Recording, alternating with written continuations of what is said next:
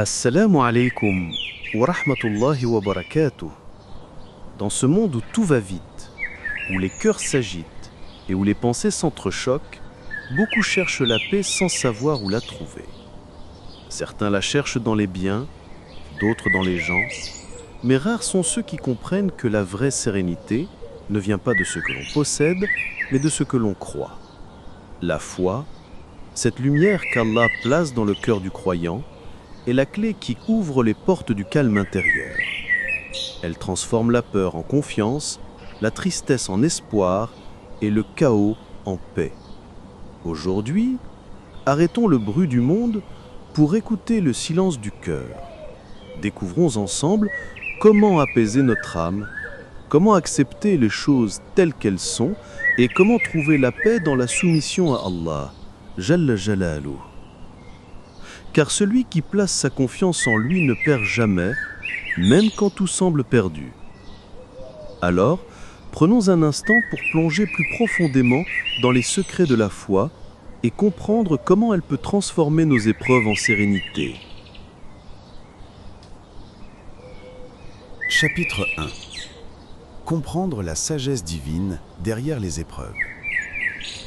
Il n'y a pas un seul souffle, pas une seule larme, pas une seule épreuve que tu traverses sans que cela ne soit voulu, mesuré et chargé de sens. Rien dans ta vie ne t'arrive au hasard. Tout est écrit, depuis longtemps, par celui qui connaît le secret des cieux et de la terre. Allah Jalla Jalaluhu dit dans le Saint-Coran: « Nul malheur n'atteint la terre ni vos personnes qui ne soient enregistrées dans un livre avant que nous ne l'ayons créé. » Et cela est certes facile pour Allah. Sourate Al-Hadid 22. Ce verset est un rappel puissant.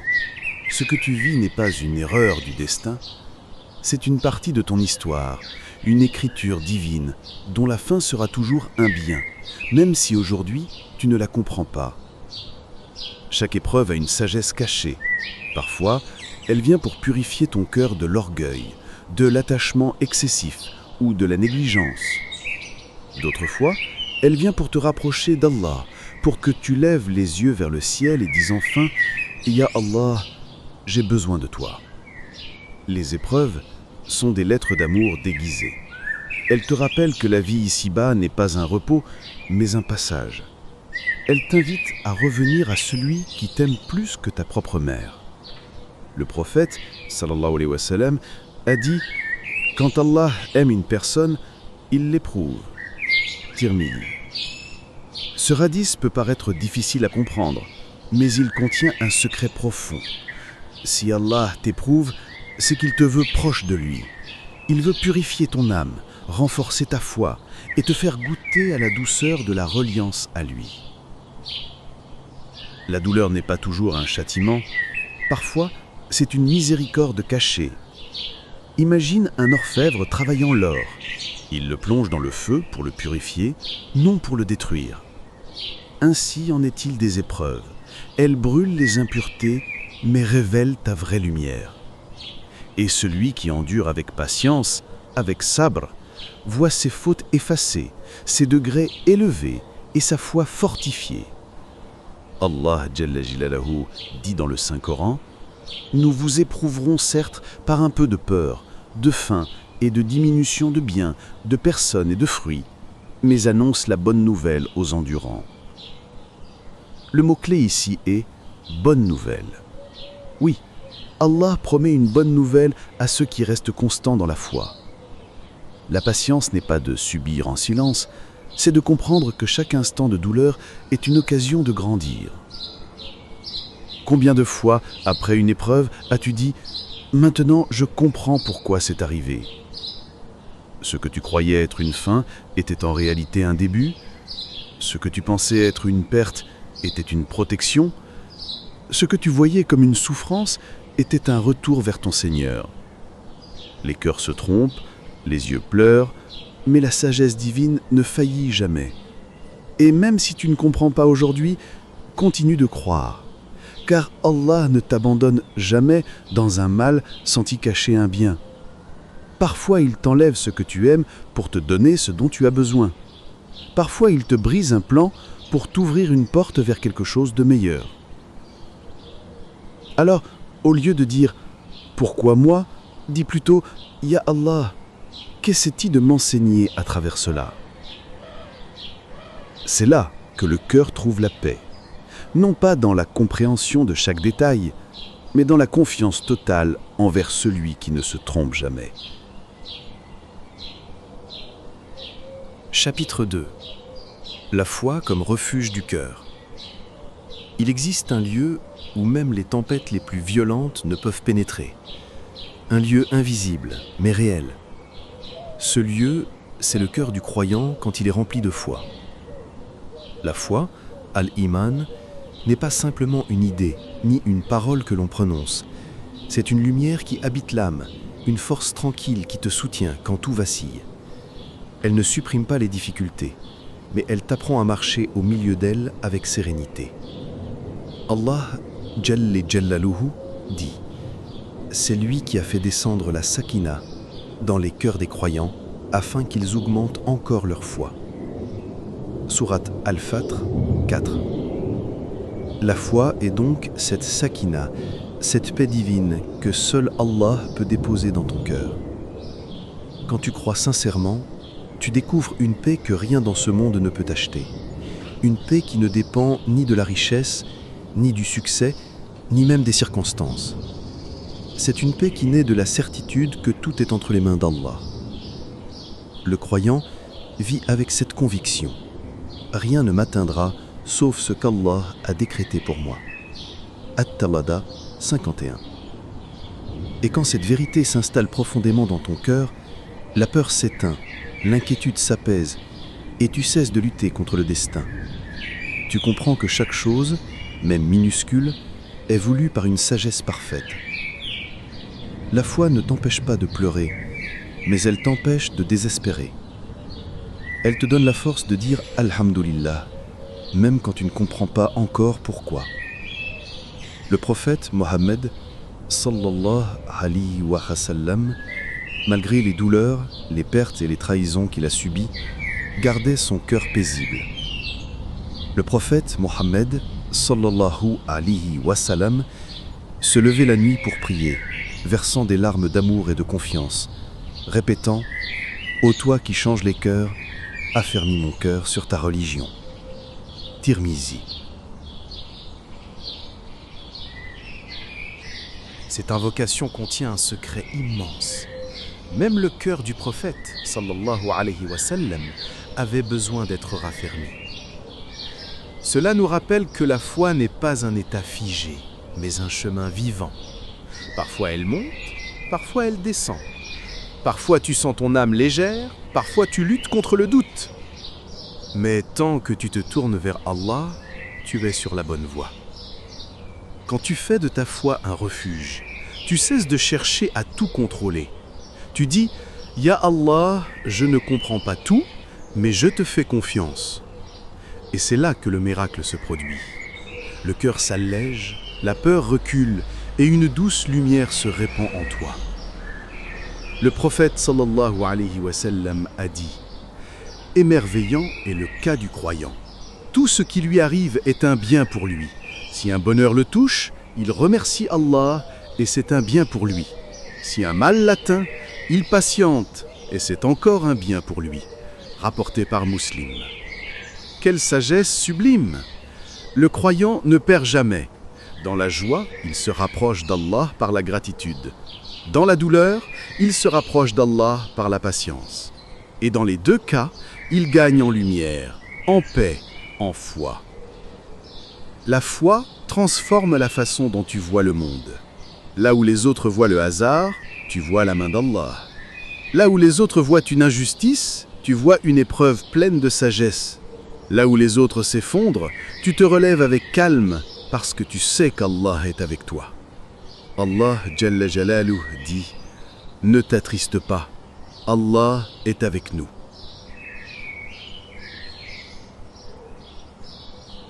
Chapitre 3. Le secret du sabre, la patience lumineuse.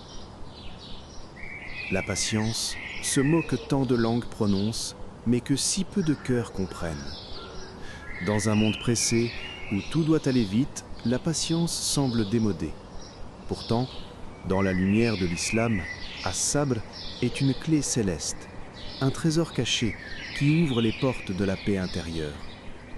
Allah, Jalla Jilala, dit « Certes, Allah est avec les endurants ». Sourate Al-Baqarah, 153. Ce verset n'est pas qu'une promesse, c'est une invitation. Une invitation à ne pas fuir devant l'épreuve, mais à y rester debout, confiant en la présence de Allah. La patience n'est pas une simple attente, c'est un état du cœur. C'est refuser de se révolter, refuser de désespérer, refuser d'oublier que tout vient de Allah, le bien comme l'épreuve. Le sabre n'est pas une faiblesse, c'est une force silencieuse. C'est la lumière que tu portes quand tout autour de toi semble s'éteindre. C'est cette voix intérieure qui te dit « Continue, Allah est avec toi ».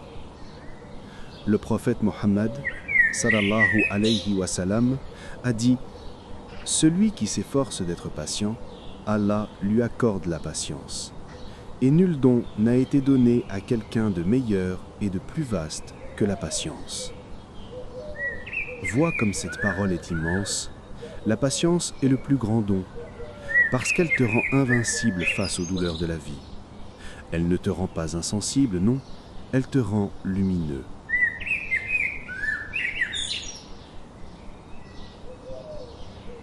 Regarde les prophètes, ces modèles de sabre que le Coran nous raconte. Regarde Ayoub alayhi salam, dépouillé de tout, malade, abandonné, mais dont les lèvres n'ont cessé de dire « Seigneur, le mal m'a touché, mais toi, tu es le plus miséricordieux des miséricordieux. » Il n'a pas crié contre son sort, il a pleuré devant Allah, non pas pour se plaindre, mais pour se rapprocher. Et Allah, dans sa miséricorde infinie, lui a rendu la santé, la famille et la joie. Car celui qui garde la patience voit toujours, tôt ou tard, la lumière se lever après la nuit. Regarde Youssouf, alayhi salam, vendu comme esclave, jeté en prison, trahi par ses proches. Et pourtant, il n'a jamais perdu la foi. Il a enduré avec dignité, jusqu'à ce que Allah le fasse roi d'Égypte. La patience transforme l'humiliation en élévation quand elle est portée avec foi. Et que dire de notre bien-aimé prophète Mohammed sallallahu alayhi wa sallam, le plus patient des hommes.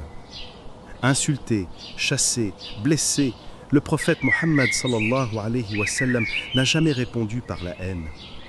À Taïf, quand on l'a lapidé, il leva les mains vers le ciel et dit « Ô Allah, pardonne à mon peuple, car ils ne savent pas. » Voilà le sabre lumineux.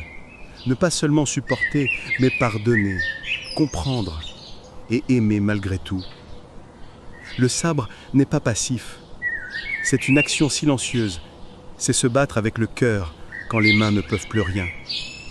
C'est continuer à prier même quand tu ne vois pas de changement. C'est continuer à dire Alhamdulillah même quand tu n'as plus la force de parler. Allah Jalla Jalaluh dit « Et fais preuve de patience, car Allah ne fait pas perdre la récompense des bienfaisants. » Sourate Hud 115. La patience a trois formes. La patience face à l'épreuve, quand tu acceptes le décret d'Allah sans révolte. La patience dans l'obéissance, quand tu persévères dans la prière, le dhikr, même dans la fatigue. La patience devant le péché, quand tu résistes à ce qui éloigne d'Allah. Ces trois formes de patience font de toi un croyant complet. Elles te façonnent, te purifient, te élèvent. Elles te font goûter à une paix que le monde ne peut pas donner. Le sabre n'est pas passif. C'est une action silencieuse. C'est se battre avec le cœur quand les mains ne peuvent plus rien. C'est continuer à prier même quand tu ne vois pas de changement. C'est continuer à dire Alhamdulillah même quand tu n'as plus la force de parler. Allah Jalla Jalaluhu dit « Et fais preuve de patience, car Allah ne fait pas perdre la récompense des bienfaisants. » Sourate Hud 115. La patience a trois formes. La patience face à l'épreuve, quand tu acceptes le décret d'Allah sans révolte, la patience dans l'obéissance, quand tu persévères dans la prière, le dhikr, même dans la fatigue, la patience devant le péché, quand tu résistes à ce qui éloigne de Allah. Ces 3 formes de patience font de toi un croyant complet. Elles te façonnent, te purifient, te élèvent. Elles te font goûter à une paix que le monde ne peut pas donner.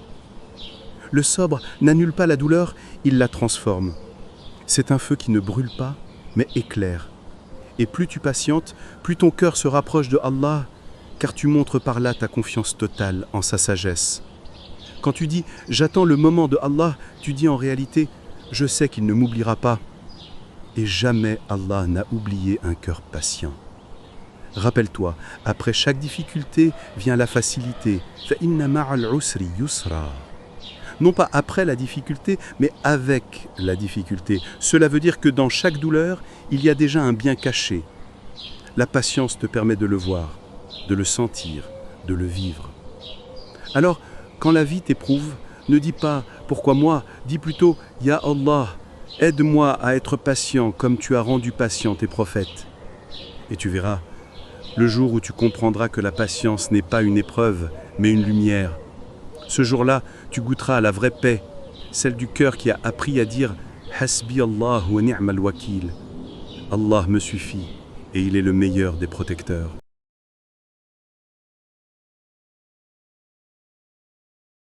Chapitre 4. Lâcher prise et faire confiance à Allah. Il y a une puissance qui dépasse tout ce que nous pouvons comprendre, celle de remettre son cœur entre les mains d'Allah. Lâcher prise ne signifie pas abandonner ou cesser de vivre. Lâcher prise, dans la foi, c'est arrêter de lutter contre ce qui est déjà écrit et accueillir chaque événement avec confiance et humilité. Dans le monde, nous aimons tout contrôler. Notre travail, nos relations, nos projets, notre avenir, mais malgré tous nos efforts, certaines choses échappent à nos mains. C'est là que la foi nous enseigne un secret magnifique. Si vous placiez votre confiance en Allah comme il se doit, il vous accorderait votre subsistance, comme il la donne à l'oiseau. Il sort le matin le ventre vide et revient rassasié. Regarde l'oiseau. Il ne s'inquiète pas du futur. Il ne darde pas de provisions pour demain. Pourtant, il ne meurt jamais de faim. Il fait ce qu'il peut, il cherche, il vole, il travaille. Et le reste, il le laisse à Allah. Le croyant, de la même manière, doit agir avec effort, mais confier le résultat à Allah. Remettre son cœur à Allah est une libération immense. Cela transforme la peur en sérénité, le doute en lumière et le chaos en confiance. Quand tu cesses de t'angoisser pour ce que tu ne contrôles pas, ton âme respire à nouveau. Tu comprends que tout ce qui t'arrive, qu'il soit doux ou amer, vient de la main bienveillante de ton Créateur. Le prophète Mohammed, sallallahu alayhi wa sallam, a montré l'exemple parfait de cette confiance. Lors de l'hégire, quand le prophète sallallahu alayhi wa sallam et Abu Bakr radiyallahu anhu se sont réfugiés dans la grotte de Thouar, ils étaient poursuivis par leurs ennemis. Abu Bakr s'inquiétait, mais le prophète sallallahu alayhi wa sallam lui dit « Ne t'inquiète pas, Allah est avec nous ». Ces mots contiennent un secret éternel. La présence d'Allah suffit à apaiser le cœur, même dans les moments les plus sombres. Lâcher prise implique aussi de cesser de regretter le passé. Nous pensons souvent « si seulement j'avais agi autrement ». Mais le passé est déjà écrit et personne ne peut le changer. Le croyant dit « Ya Allah, ce que tu as décidé pour moi est juste, même si je ne le comprends pas ». Ce n'est pas de la résignation, c'est de la sagesse. C'est reconnaître que la meilleure des protections, la meilleure des décisions et la plus parfaite des guidances viennent d'Allah seul.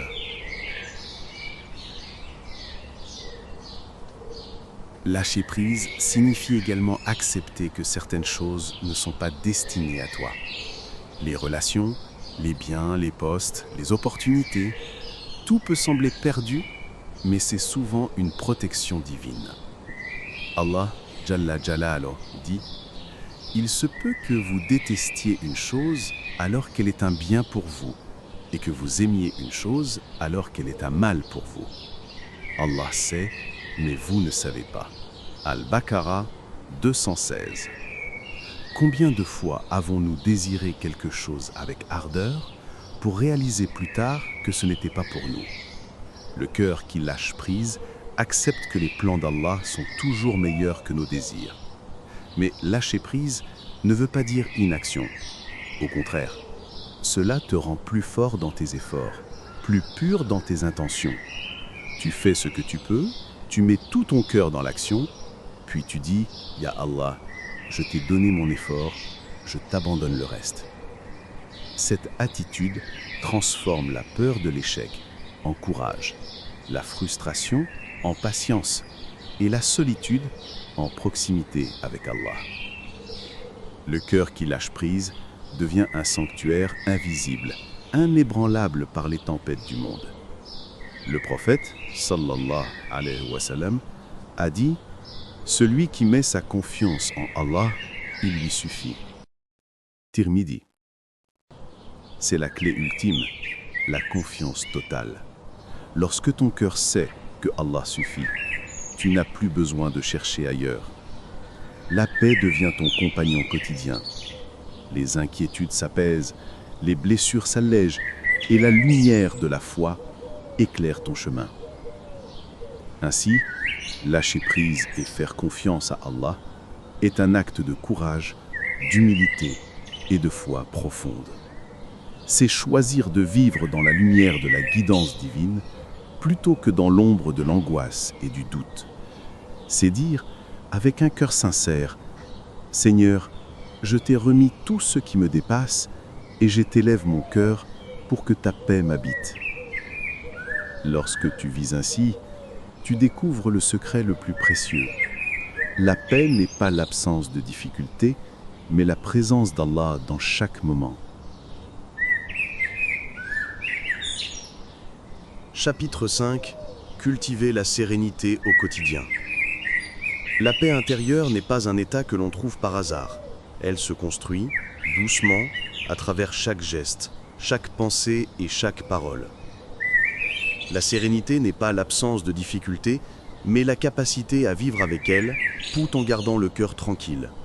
Et cette sérénité, le croyant la cultive grâce à sa foi, à ses actes et à son lien intime avec Allah Jalla Jalaluh. Le premier pas pour cultiver la sérénité est de rappeler Allah dans chaque instant. Le Coran dit « C'est par le rappel d'Allah que les cœurs se tranquillisent » Ar-Ra'd 28. Le dhikr n'est pas seulement des mots répétés, c'est une conversation avec le Créateur, un souffle d'apaisement pour l'âme, un retour à ce refuge intérieur qui ne connaît ni peur ni inquiétude. Même un simple Subhanallah ou Alhamdulillah, prononcé avec conscience, peut transformer une journée agitée en un moment de lumière. Deuxièmement, faire des du'as sincères est une clé essentielle. Parler à Allah, Jalla Jalaluh, lui confier ses peines et ses inquiétudes, c'est ouvrir son cœur à celui qui comprend tout. Quand tu te sens écrasé par le poids des soucis, dis « Ya Allah, je t'abandonne mes peines. Guide-moi vers ce qui est bon pour moi et éloigne-moi de ce qui me nuit. » Le prophète sallallahu alayhi wa sallam a enseigné que le dua est l'arme du croyant, le soutien dans la difficulté et la lumière dans l'obscurité. Troisièmement, observer la gratitude transforme la perception de la vie. Il est facile de remarquer ce qui manque, mais le croyant qui pratique le shukr voit les bénédictions même dans les épreuves. Dire « Alhamdulillah » pour la santé, pour la famille, pour un simple souffle de vie, élève le cœur et l'éloigne de la frustration. Cette gratitude crée une sérénité profonde, car elle replace chaque difficulté dans le contexte d'une sagesse divine. Quatrièmement, s'entourer de paix est essentiel. La paix vient en écoutant le Coran, en méditant sur ses versets et en restant en compagnie de ceux qui rappellent Allah. Même un simple moment passé à contempler la nature, à observer le lever du soleil ou le murmure d'une rivière, peut nourrir l'âme et lui rappeler la grandeur et la beauté de la création. Ces instants calmes sont des oasis pour le cœur, des rappels que tout est entre les mains d'Allah.